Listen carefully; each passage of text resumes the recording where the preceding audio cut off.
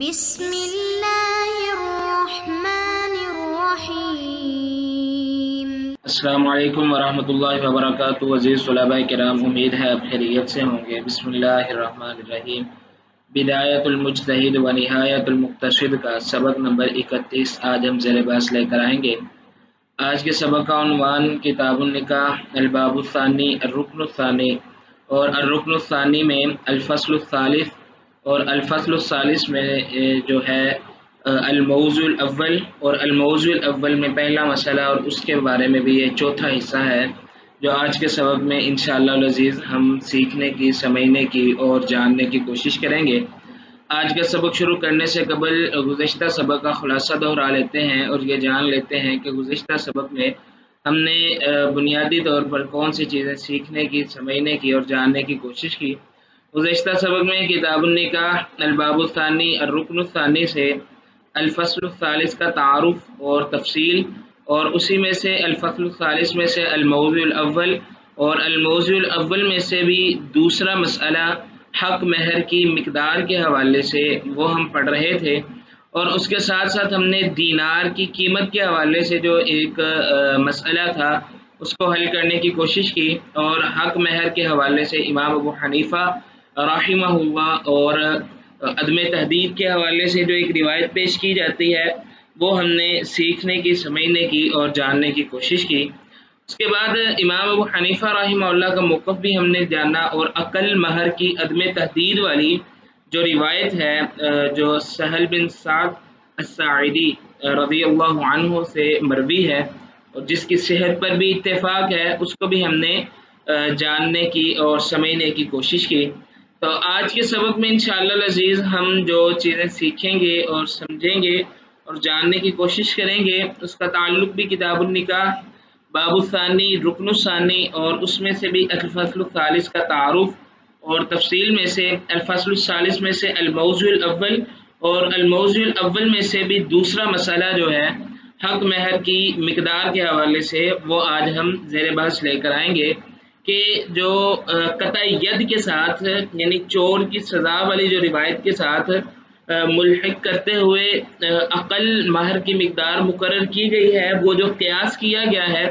اس قیاس کے حوالے سے فقہا میں کیا اختلاف ہے وہ آج انشاءاللہ العزیز ہم سیکھنے کی، سمجھنے کی اور جاننے کی کوشش کریں گے۔ آج کا سبق شروع کرتے ہیں، اس سے قبل جو بنیادی بحث ہیں، بنیادی تعارف ہے، اس سے سبب یہ ہوتا ہے کہ جب ہم بنیاد اور تعارف کو ساتھ ساتھ دیکھتے رہیں تو ہمارے ذہن میں یہ چیز واضح رہتی ہے کہ ہم پڑھ کیا رہے ہیں، بنیاد کیا ہے اور آگے ہم کس ترتیب سے چل رہے ہیں۔ الباب الثانی میں الرکن الثانی ہے جو فی شروط العقد یعنی عقد کی شرائط کے حوالے سے ہے۔ اس میں آگے 3 قسمیں ہیں۔ پہلی فصل جو ہے وہ اولیاء کے حوالے سے ہے، دوسری فصل فی شہود گواہوں کے حوالے سے، اور تیسری فصل فی الصداق مہر کے حوالے سے۔ الحمدللہ پہلی 2 فصلیں ہم پڑھ چکے بالتفصیل، اب تیسری فصل پر ہماری گفتگو ہے صداق کے حوالے سے۔ اب اس کا بھی تعارف دیکھ لیتے ہیں۔ الفصل الثالث جو ہے اس کا تعارف کچھ یوں ہے کہ فی الصداق یہ مہر کے حوالے سے ہے، اور والنظر فی الصداق فی 6 مواضع، اور جو صداق کے حوالے سے، مہر کے حوالے سے بحث ہے وہ 6 الگ الگ مواضع میں ہوگی۔ پہلا فی حکمہ و ارکانہ، اور دوسرا فی تقرر جمیعہ للزوجہ، تیسرا فی تشتیرہ، اور چوتھے نمبر پر التفویض و حکمہ، 5ویں نمبر پر الاصدقۃ الفاسدہ و حکمہ، اور 6ٹھے نمبر پر فی اختلاف الزوجین فی الصداق۔ اب یہ الگ الگ 6 ابحاث ہیں جو انشاءاللہ العزیز ہم سیکھنے کی، سمجھنے کی اور جاننے کی کوشش کریں گے۔ فی الوقت ہماری جو بحث چل رہی ہے وہ الاول، الموضوع الاول کے حوالے سے ہے، اور الموضوع الاول میں بھی آگے امام رحمہ اللہ نے پھر سے تقسیم فرمائی ہے، یعنی تقسیم در تقسیم ہے۔ امام رحمہ اللہ فرماتے ہیں الموضوع الاول کے تعارف میں وَهَذَا الْمَوْضُوعُ فِيهِ 4 مسائل، اس میں 4 قسم کے مسائل آئیں گے۔ الاولا پہلا جو ہے فی حکمہ و ارکانہ، یہ حکم کے حوالے سے ہے۔ دوسرے نمبر پر فی قدرہ، اس کی مقدار کے حوالے سے۔ تیسرے نمبر پر فی جنسہ و وصفہ، اور چوتھے نمبر پر فی تعجیلی ہی، اس کی جلدی کرنے کے حوالے سے۔ تو ہماری جو بحث چل رہی ہے وہ ہے الثانیہ فی قدر ہی، حق مہر کی مقدار کیا ہے۔ اب تک اس میں ہم جو چیزیں پڑھ چکے ہیں وہ یہ ہے کہ فقہا کے دو موقف ہیں بنیادی طور پر، ایک ہے امام شافعی رحمہ اللہ اور امام احمد ابن حنبل رحمہ اللہ کا، جن کے نزدیک حق مہر جو ہے اس کی اقل اور اکثر دونوں میں ہی تحدید کوئی نہیں۔ دوسرا موقف امام مالک رحمہ اللہ اور امام ابو حنیفہ رحمہ اللہ تعالی کا ہے، جن کے نزدیک حق مہر میں اقل کی تحدید ہے، اور ہم نے اب تک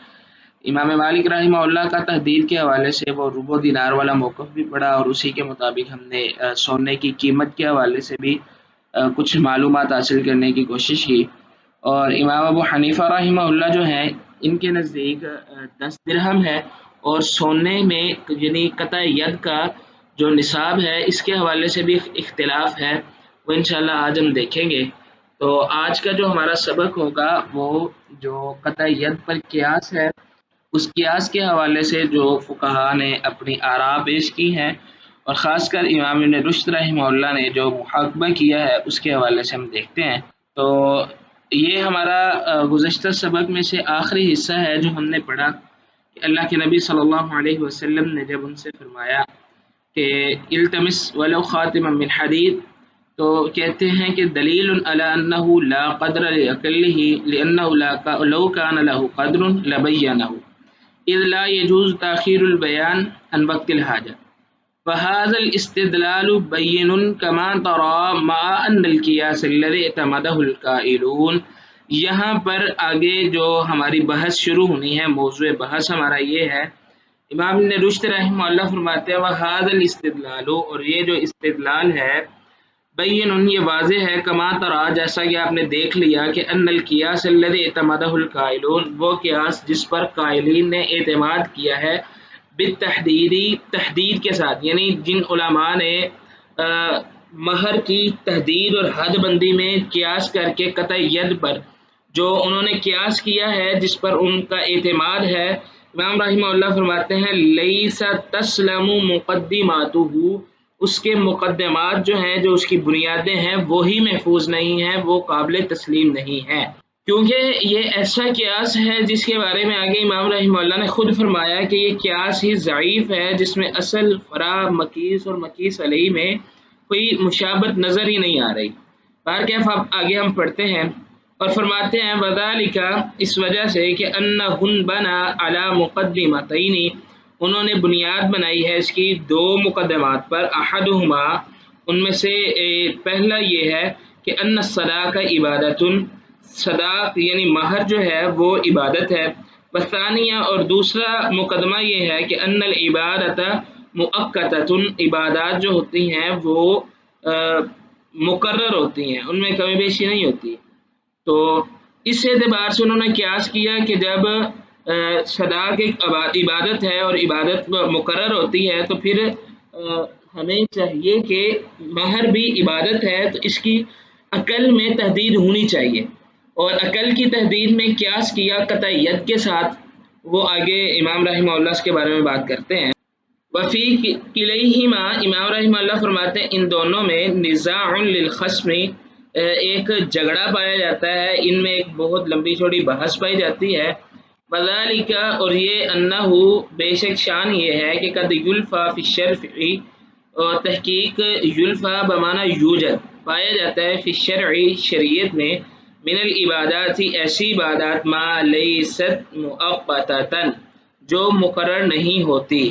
اس کے حوالے سے آپ صدقہ دیکھ لیں، صدقے کا حکم تو ہے لیکن مقرر نہیں ہے کہ آپ نے اتنا ہی کرنا ہے۔ اسی طرح کئی عبادات ایسی ہیں جن میں جلدی اور مؤخر کرنے کے حوالے سے انسان کو اختیار ہے۔ اسی طرح عبادات مقرر بھی ہیں، جیسے نمازوں کے اوقات ہیں، نمازیں ہیں، بہرکیف شریعت میں ایسی عبادات تو موجود ہیں جو مقرر نہیں ہیں۔ آگے امام رحمہ اللہ فرماتے ہیں بل الواجب فیہا ہوا اقل ما ینطلق علیہ الاسم، امام رحمہ اللہ فرماتے ہیں واجب اس میں یہ ہے ہوا اقل، جو کم سے کم بھی ہو، ما ینطلق علیہ الاسم، جس پر لفظ عبادت بولا جا سکے۔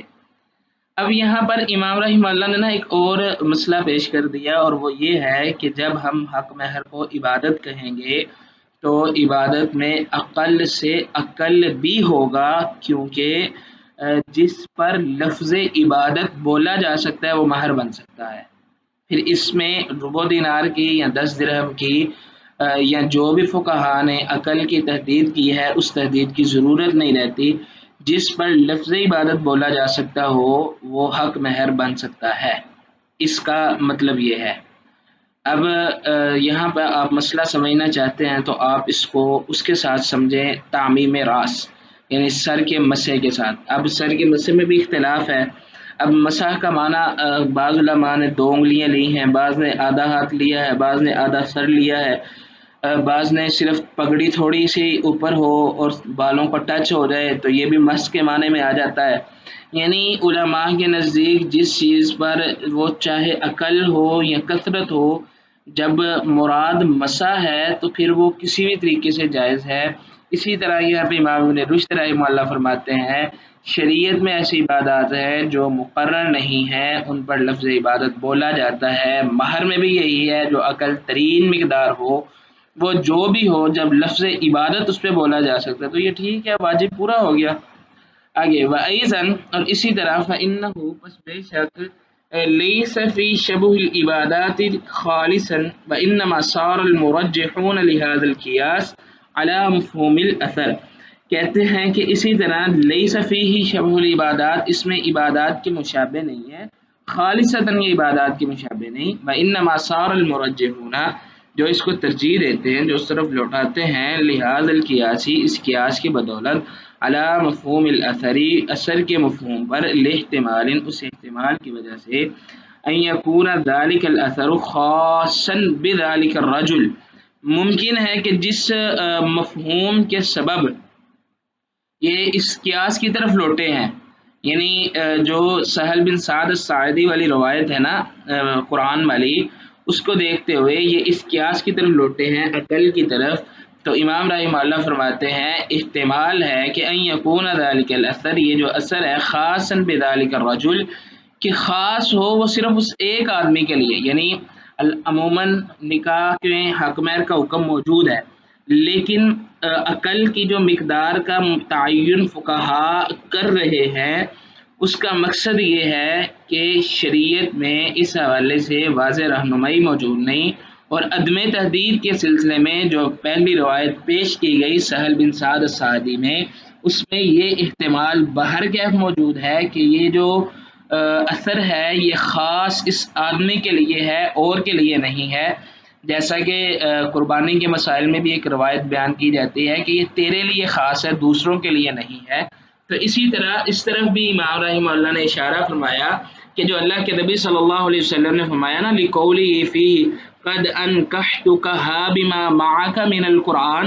یہ خاص اللہ کے نبی صلی اللہ علیہ وسلم نے اس آدمی کے لیے کہا ہے، نہ کہ عموماً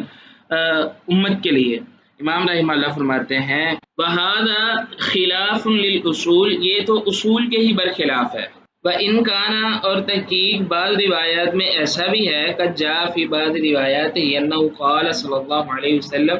قم فعلمها، کھڑا ہو اور جا کے فوراً سکھلا اس کو، لما ذکر انه معه من القرآن، جب اس صحابی نے بتلایا کہ اس کے پاس قرآن موجود ہے، آپ صلی اللہ علیہ وسلم نے ان کو حکم دیا کہ جا کے سکھلائیے، جب اس کا ذکر کیا آپ نے حکم دیا سکھلانے کا، فقام فعلمها، وہ کھڑا ہوا اور اس نے اس عورت کو قرآن کی ان صورتوں کی تعلیم دی، فجاء نکاحا بإجارۃ، تو یہ نکاح جو ہے بإجارۃ، یہ اجرت کے بدلے میں ہو گیا۔ اب یہاں پر ایک نیا مسئلہ آ گیا، اور وہ مسئلہ یہ ہے کیا آیا قرآن پر اجرت لینا جائز ہے یا نہیں۔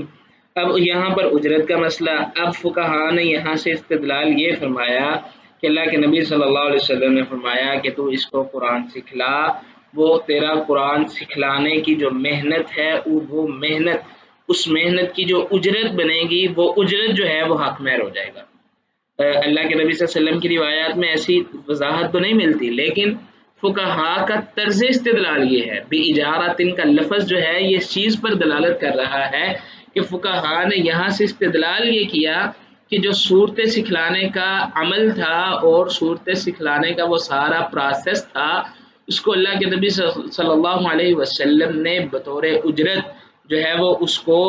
کیا اس پہ کر دیا، مہر بنا دیا۔ آگے امام رحمہ اللہ فرماتے ہیں لیکن لما التمسوا اصلا یقیسون علیہ، جب انہوں نے اصل ڈھونڈنی شروع کی جس پر وہ قیاس کر رہے ہیں، قدر الصداقی، مہر کی مقدار کے حوالے سے، لم یجدوا شیئا، نہیں انہوں نے پایا کسی بھی چیز کو، اقرب شبہا به من نصاب القطع على بعد ما بینہما، لم یجدوا شیئا اقرب، نہیں انہوں نے کسی بھی چیز کو پایا، اقرب قریب ترین، شبہا بھی جو اس کے مشابہ ہو، من نصاب القطعی ہاتھ کاٹنے کے نصاب میں، علی بعد ان میں بہت دوری ہے، ما بینہما ان دونوں کے درمیان، یعنی قطع ید کا تعلق سزا کے ساتھ ہے، مہر کا تعلق جو ہے وہ آپ کہہ لیں کہ انسانی لذت کے ساتھ ہے، قطع ید میں سزا مقصود ہے، مہر میں جو ہے وہ لذت، محبت، مودت مقصود ہے۔ تو امام رحمہ اللہ فرما رہے ہیں ان میں کوئی دور کی مشابت بھی نہیں پائی جا رہی، یہ تو بہت پایا جا رہا ہے ان میں بہت زیادہ، وذالک، اور یہ اس وجہ سے ہے کہ ان القیاس الذی استعملوہ، وہ قیاس جن کو فقہاء نے استعمال کیا ہے، فی ذالک اس معاملے میں، ہوا انہم قالوا انہوں نے کہا ہے اس بارے میں کہ عضو مستباح بمال، ایک عضو ہے جس کو حلال کیا جا رہا ہے مال کے بدلے میں۔ عزیز طلباء کرام، اب عضو مستباح کا مطلب یہ ہے کہ ایک چور نے چوری کی، اس کی چوری پکڑی گئی، قاضی نے فیصلہ دیا اس کا ہاتھ کاٹ دیا جائے۔ وہ ہاتھ کس لیے کاٹا جا رہا ہے؟ اس مال کے بدلے میں۔ ایک شخص نے نکاح کیا، اس نے حق مہر دیا اور عورت کی شرمگاہ کو اپنے لیے حلال کر لیا شریعت کے حکم سے، شریعت کی روشنی میں۔ اب دونوں طرف جو کام ہوا ہے، ایک طرف اس نے شرمگاہ کو اپنے لیے حلال کیا ہے، یہ بھی ایک عضو کو مستباح کیا گیا ہے، دوسری طرف چوری میں جو چور کے ہاتھ کو کاٹا جانا ہے وہ بھی ایک عضو کو مستباح کیا گیا ہے، اور دونوں میں موجود کیا ہے؟ دونوں چیزوں میں موجود مال ہے۔ تو کہہ رہے ہیں عضو مستباح بمال، ان دونوں میں جو قیاس کی دلیل ہے جس کو بنیاد بنا کے فقہاء نے قیاس فرمایا ہے وہ ہے ایک عضو کے بدلے میں، مال کے بدلے میں ایک عضو کو مستباح کرنا۔ فوجب ان یکون مقدرا اصلہ القطع، ان دونوں میں جو چیز ہے وہ اصل قطع ہے، واجب ہے اس میں چور میں قطع کرنا۔ تو امام رحمہ اللہ فرما رہے ہیں کہ اس چیز پر انہوں نے قیاس کیا، ہوا انہم قالوا، انہوں نے یہ کہا کہ عضو مستباح بمال فوجب ان یکون مقدرا اصلہ القطع وضعف هذا القياس هو من قبل الاستباحة فيهما هي مقولة باشتراك الاسم۔ امام رحمہ اللہ فرماتے ہیں اس قیاس کے ضعف کی یہ بھی دلیل ہے، من قبل الاستباحة، مستباح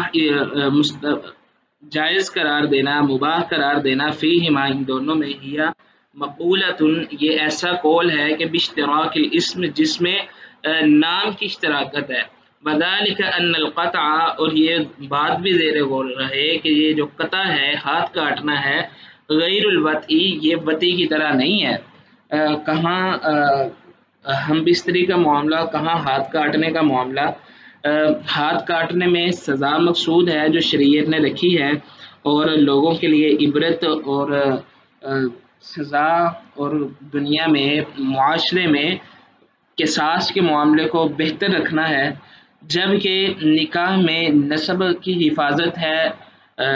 محبت مودت کے پہلو ہیں، خاندان کی حفاظت ہے، ان دونوں میں یہ قیاس کوئی بن نہیں رہا۔ بأیضاً، اور آگے امام رحمہ اللہ فرماتے ہیں فإن القطع استباحۃ علی جہت العقوبۃ، یہ جو قطع کرنا ہے نا اس کو مباح قرار دیا گیا علی جہت العقوبۃ، سزا کے طور پر، بالاذی، اور عقوبت اور سزا، بنقص خلقی، اور اس کی جو تخلیق ہے اللہ رب العزت نے جو اس کو ہاتھ دیا ہوا ہے اس کو کاٹ دینا شریعت کے حکم میں، شریعت کے حکم کے مطابق، یہ بھی ایک سزا کا پہلو ہے۔ وہذا استباحۃ علی جہت اللذۃ، اور یہ جو نکاح والا معاملہ ہے نا، حق مہر والا معاملہ ہے، یہ تو لذت اور مودت والا معاملہ ہے۔ ومن شانہ قیاس الشبہ علی ظروف، اور اسی طرح اس قیاس میں بہت زیادہ اس مشابہت سے قیاس میں بہت زیادہ ذوق پایا جاتا ہے۔ ان یکون الذی بہ تشابہ الفرع والاصل شیئا واحدا لا باللفظ بل بالمعنی، کہتے ہیں کہ لفظی اعتبار میں اس میں کسی قسم کی کوئی مشابہت نہیں پائی جا رہی، معنوی اعتبار سے مال کو آپ بنیاد بنا کے جو قیاس کر رہے ہیں وہ قیاس ضعیف ترین قیاس ہے۔ وَإِن يَكُونَ، اور یہ کہ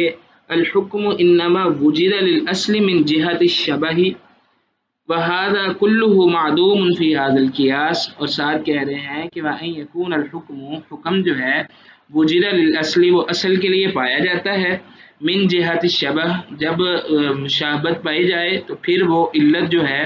علت مشترک ہو تو پھر جا کے قیاس ہوتا ہے۔ وَهذا كله معدوم فی هذا القیاس، اس قیاس میں یہ ساری کی ساری چیزیں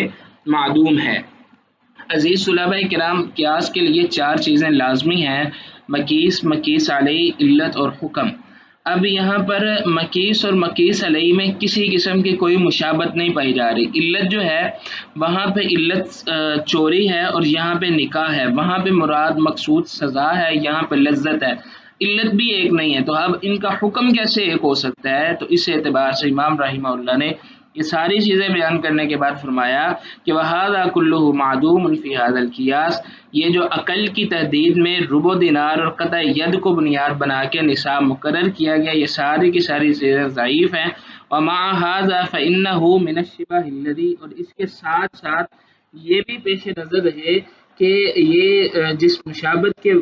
پر کیا جا رہا ہے لم ينبه علیہ لفظ، اس پر لفظ بھی اس کی وضاحت نہیں کر رہے۔ وَهَذَا النَّوْعُ مِنَ الْقِيَاسِ مَرْدُودٌ عِنْدَ الْمُحَقِّقِينَ، اور ایسی نوع قیاس میں سے جس میں کسی قسم کی کوئی چیز مشترک ہی نہیں ہے، ایسی قیاس کی جو قسم ہے وہ محققین کے نزدیک مردود ہے۔ لیکن لم یستعملوا، نہیں انہوں نے استعمال کیا اس قیاس کو فی اثبات التحدید المقابل لمفہوم الحدیث، انہوں نے تحدید کو ثابت کرنے کے لیے نہیں یہ قیاس استعمال کیا۔ ایک ہے ایک حکم کو ثابت کرنے کے لیے کوئی قیاس کیا جانا، اور دوسری چیز ہے حکم تو موجود ہے اور حکم کو ماننا بھی جا رہا ہے، لیکن اس حکم کی حد بندی کہ اس کی غایت کیا ہے اس کو مقرر کرنا۔ تو امام رحمہ اللہ فرما رہے ہیں لم یستعملوا هذا القیاس، نہیں انہوں نے استعمال کیا اس قیاس کو فی اثبات تحدید کے اثبات میں، تحدید کو ثابت کرنے میں، حد بندی کو ثابت کرنے میں نہیں کیا۔ اذ ہوا فی غایت الضعف، یہ تو مزید ضعیف کام ہو جائے گا۔ وانما استعملوه، انہوں نے اس قیاس کو استعمال کیا ہے فی تعیین قدر التحدید، تحدید یعنی حد بندی کی مقدار مقرر کرنے میں، اس بات میں نہیں بلکہ مقدار متعین کرنے میں اس قیاس کو استعمال کیا ہے۔ وَأَمَّا الْقِيَاسُ الَّذِي اسْتَعْمَلُوهُ فِي مُعَارَضَةِ مَفْهُومِ الْحَدِيثِ فَهُوَ أَقْوَى مِنْ هَذَا، جہاں تک اس قیاس کی بات ہے جس کو انہوں نے استعمال کیا ہے مفہوم کے مخالف اس حدیث کے مفہوم کے مقابلے میں، فَهُوَ أَقْوَى مِنْ هَذَا، تو اس حدیث کا مفہوم جو ہے نا وہ اس سے زیادہ قوی ہے اس قیاس سے، یعنی جس حدیث کے مفہوم کے مقابلے میں اس قیاس کو استعمال کر کے